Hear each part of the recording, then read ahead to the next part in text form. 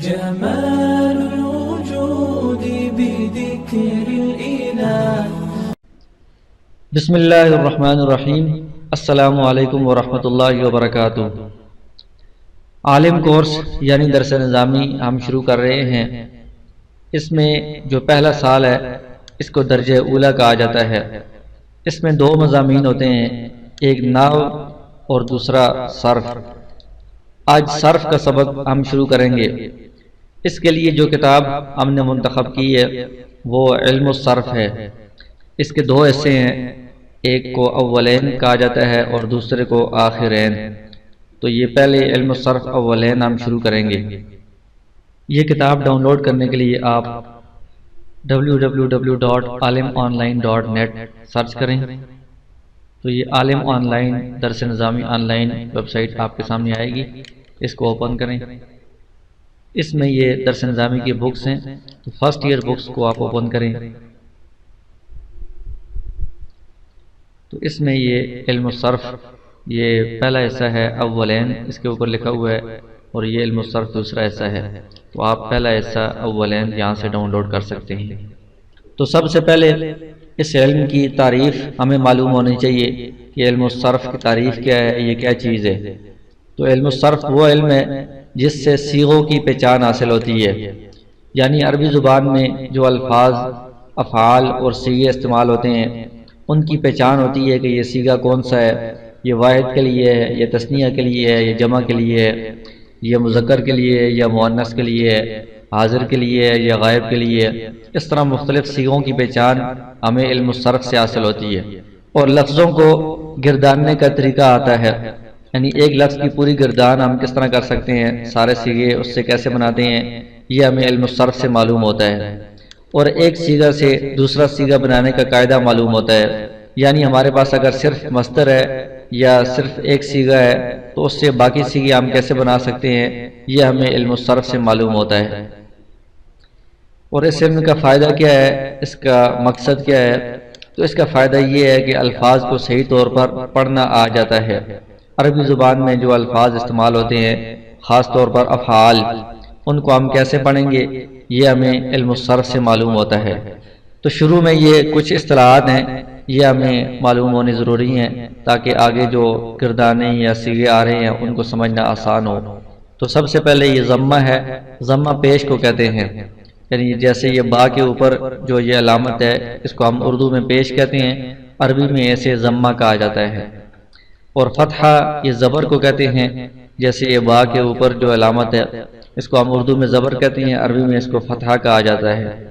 اور کسرہ یہ زیر کو کہتے ہیں، جیسے یہ با کے نیچے جو علامت ہے یہ زیر ہے، اس کو عربی میں کسرہ کہا جاتا ہے. اور تنوین یہ دو زبر، دو زیر اور دو پیش کو تنوین کہتے ہیں. جیسے یہاں پر یہ با کے اوپر دو زبر ہیں، یہاں پر با کے نیچے دو زیریں ہیں اور اس کے اوپر دو پیش ہیں، ان کو تنوین کہا جاتا ہے. اور حرکت کسی بھی زبر زیر پیش میں سے کسی ایک کو کہا جاتا ہے. اور سکون اور جزم کسے کہتے ہیں؟ کسی حرف پر حرکت نہیں ہے تو اس کو سکون کہا جاتا ہے، یہ جزم کہا جاتا ہے. جیسے یہاں پر با کے اوپر نہ زبر ہے، نہ زیر، نہ پیش ہے، تو یہ جو علامت ہے یہ سکون کی علامت ہے، جزم کی علامت ہے. تشدید کسے کہتے ہیں؟ ایک حرف کو دو بار پڑھا جائے، یعنی وہاں پر حقیقت میں دو حرف ہوتے ہیں، پہلا ساکن ہوتا ہے اور دوسرا متحرک ہوتا ہے. یعنی پہلے پر سکون پڑھتے ہیں، دوسرے پر حرکت پڑھتے ہیں، دونوں کو ملا کر اس طرح پڑھتے ہیں تو ان کے اوپر تشدید آ جاتی ہے. جیسے یہ عضا، تو یہ ضاد اصل میں دو ہیں، پہلا ضاد اس پر جزم ہے، دوسرے ضاد پر زبر ہے، ان دونوں کو ملا کر آپ نے پڑھا ہے تو اس کے اوپر یہ جو علامت آ گئی ہے یہ تشدید والی علامت ہے. اور مضموم کسے کہتے ہیں؟ جس حرف پر پیش ہو اسے مضموم کہا جاتا ہے. یعنی پیش کو ضمہ کہتے ہیں اور جو حرف ہے جس پر پیش آئی ہے، جیسے یہاں پر یہ با ہے، اس با کو مضموم کہا جائے گا. اور مفتوح کیسے کہتے ہیں؟ جس حرف پر زبر ہو اسے مفتوح کہا جاتا ہے. ان زبر کو فتحہ کہتے ہیں، جس حرف پر زبر ہو وہ مفتوح ہوتا ہے. اور مکسور اسے کہتے ہیں جس حرف کے نیچے زیر ہو، جیسے با کے نیچے زیر ہے تو یہاں پر با یہ مکسور ہے. اور متحرک کیسے کہتے ہیں؟ حرکت والا حرف جس پر زبر یا زیر یا پیش میں سے کوئی بھی حرکت ہو اس حرف کو متحرک کہا جاتا ہے۔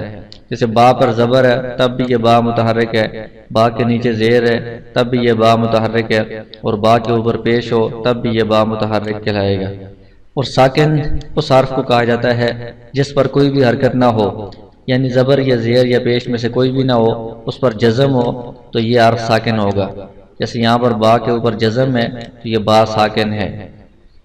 اور مشدد اس حرف کو کہا جائے گا جس پر تشدید ہو، ان تشدید کی علامت اوپر آپ نے دیکھ لی ہے، جس حرف پر وہ تشدید کی علامت ہوگی اس حرف کو مشدد کہا جائے گا۔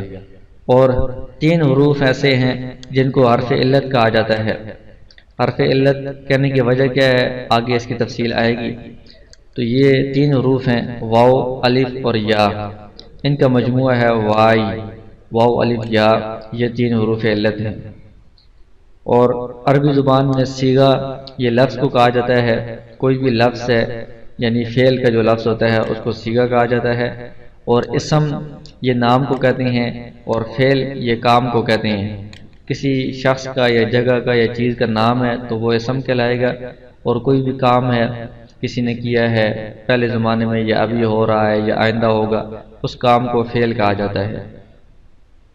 اور زمانہ یہ وقت کو کہا جاتا ہے، کوئی بھی وقت ہے جس میں کوئی فعل ہوا ہے، کوئی کام ہوا ہے، اس وقت کو زمانہ کہا جائے گا۔ اور یہ زمانے 3 ہیں، ایک ماضی ہے گزرا ہوا زمانہ، دوسرا حال ہے موجودہ زمانہ، اور تیسرا مستقبل ہے آنے والا زمانہ۔ ان 3 زمانوں میں سے کسی زمانے میں کوئی کام ہوگا، تو اس اعتبار سے فعل کی بھی اقسام بن جائیں گی۔ تو سب سے پہلے فعل ماضی ہے، یہ اس فعل کو کہتے ہیں جو گزرے ہوئے زمانے میں کیا گیا ہو، یعنی فعل کام ہوتا ہے تو وہ کام اگر گزرے ہوئے زمانے میں ہوا ہے تو اس کو فعل ماضی کہا جائے گا۔ جیسے اس کی مثال ہے ضربہ، اس کا مطلب ہے کہ اس ایک مرد نے مارا گزرے ہوئے زمانے میں، تو یہ گزرے ہوئے زمانے میں کام واقع ہوا ہے، اس لیے ضربہ کو فعل ماضی کہا جائے گا۔ اور ماضی کا آخر ہمیشہ مفتوح ہوتا ہے، یعنی ماضی جو ہوتا ہے یہ مبنی ہوتا ہے، اس کے آخر میں ہمیشہ زبر ہی آتا ہے۔ اور فعل کی دوسری قسم ہے فعل مضارع۔ فعل مضارع اس فعل کو کہتے ہیں جو زمانہ موجودہ یا آئندہ میں کیا گیا ہو، یعنی کوئی کام موجودہ زمانے میں کیا گیا ہے یا آئندہ زمانے میں کیا جائے گا، اس فعل کو فعل مضارع کہا جاتا ہے۔ جیسے یضربو، اس کا مطلب ہے مارتا ہے، یعنی ابھی موجودہ زمانے میں وہ مارتا ہے، یا مارے گا یعنی آئندہ آنے والے زمانے میں وہ مارے گا۔ تو اس طرح یہ جس میں موجودہ زمانہ اور آئندہ زمانہ پائے جائے اس کو فعل مضارع کہا جاتا ہے۔ اور مضارع کا آخر مضموم ہوتا ہے، یعنی عام حالت میں مضارع کے آخر میں ضمہ یعنی پیش آتی ہے۔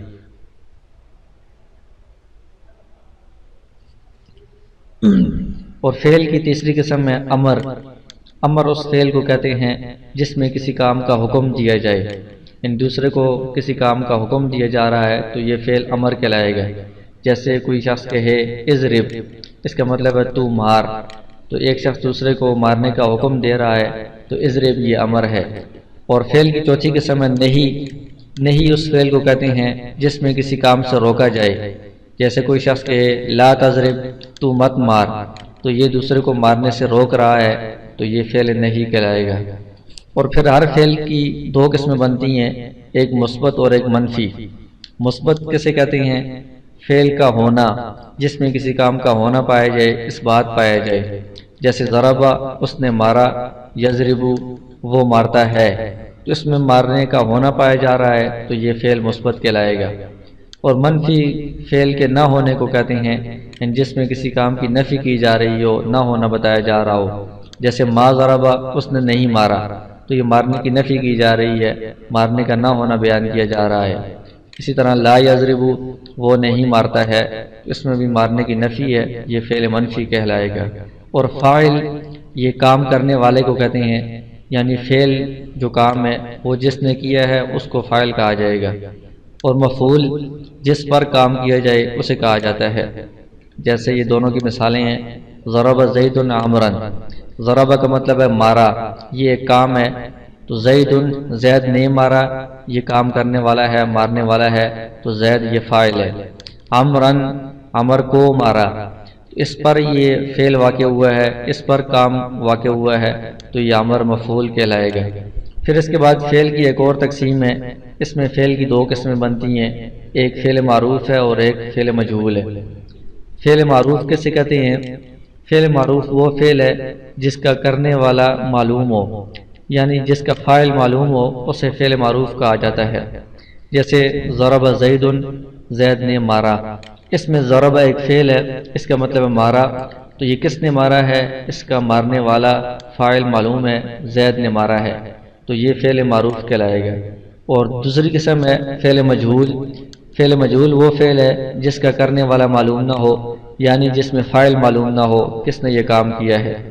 جیسے ضرب عمرو، اس کا مطلب ہے مارا گیا ہے عمر کو، تو کس نے مارا ہے یہ معلوم نہیں ہے، صرف یہ معلوم ہے کہ کس کو مارا ہے، تو عمر کو مارا ہے یہ مفعول تو معلوم ہے، لیکن مارنے والا کون ہے یہ معلوم نہیں، اس کو فعل مجہول کہا جاتا ہے۔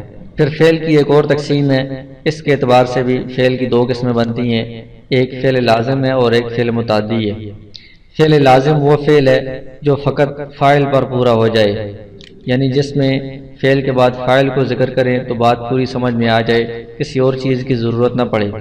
جیسے جلس زید، زید بیٹھا، تو جلس یہ فعل ہے، اس کے بعد زید فاعل عامل آیا ہے، تو اس سے بات پوری ہو گئی ہے۔ اسی طرح ذهب عمرو، عمر گیا، اس سے یہ فعل مکمل ہو گیا، پوری بات سمجھ میں آ گئی ہے۔ اور دوسری قسم ہے فعل متعدی۔ فعل متعدی وہ فعل ہے جو فاعل اور مفعول دونوں پر پورا ہو، یعنی صرف فاعل کو ذکر کرنے سے پوری بات سمجھ میں نہیں آتی، مفعول کی بھی ضرورت پڑتی ہے۔ جیسے ضرب زید عمرا، اگر صرف ضرب زید کہیں زید نے مارا تو پوری بات سمجھ میں نہیں آتی، یہ سوال پیدا ہوتا ہے کہ کس کو مارا، تو ساتھ ہم عمرا مفعول کو بھی لائیں گے تب پوری بات سمجھ میں آئے گی کہ زید نے عمر کو مارا۔ آگے صیغے آئیں گے غائب کے، حاضر کے اور متکلم کے۔ تو غائب کیسے کہتے ہیں؟ غائب وہ ہے جو بات کرتے وقت سامنے موجود نہ ہو، یعنی جس سے بات نہ کی جائے تو وہ غائب کہلائے گا۔ اور حاضر وہ ہوتا ہے جس سے بات کی جائے، یعنی جو مخاطب ہوتا ہے سامنے موجود ہوتا ہے۔ اور متکلم خود بات کرنے والے کو متکلم کہتے ہیں۔ اور اسی طرح صیغوں میں واحد کے صیغے ہوں گے تثنیہ کے، جمع کے، تو واحد ایک کو کہتے ہیں، تثنیہ دو کو کہتے ہیں، اور جمع دو سے زیادہ کو کہتے ہیں۔ عربی زبان میں جو بھی الفاظ استعمال ہوتے ہیں افعال، ان میں اصلی جو حروف ہوتے ہیں وہ تین ہی ہوتے ہیں، ان کو کہا جاتا ہے فا، عین، لام۔ اس کے علاوہ اس میں شروع میں یا درمیان میں یا آخر میں کچھ زائد حروف بھی لگائے جاتے ہیں، اس سے مختلف صیغے بنتے ہیں اور مختلف ابواب بنتے ہیں۔ تو تمام ابواب میں اور تمام صیغوں میں جو اصلی حروف ہوتے ہیں وہ یہی تین ہوتے ہیں، فا، عین اور لام، یعنی یا تو خود فا، عین اور لام ہوں گے یا پھر فا، عین اور لام کی جگہ پر جو ہوں گے وہ حروف اصلی کہلائیں گے، اور جو ان کی جگہ پر نہیں ہے وہ حروف زوائد کہلائیں گے۔